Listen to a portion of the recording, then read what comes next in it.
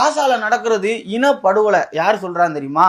தமிழகத்துல இந்திய இறையாண்மைக்கு எதிராக சிந்திக்கக்கூடிய, செயல்படக்கூடிய, கருத்து தெரிவிக்கக்கூடிய, படம் எடுக்கக்கூடிய கூத்தாடி பயல்கள்லாம் ஒண்ணு கூடி ஒரு ஆர்ப்பாட்டம் பண்ணியிருக்காங்க.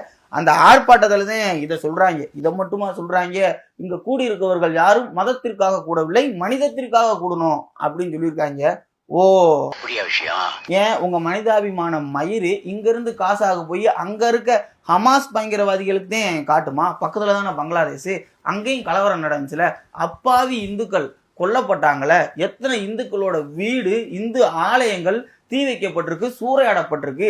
இந்துக்களுக்கு ஆதரவா பேசினா அவனை கொண்டு அமனமாக்கி நடு ரோட்ல தொங்க விட்டாங்களே, அப்பெல்லாம் நீங்க என்ன தூங்கிக்கிட்டா இருந்தீங்க?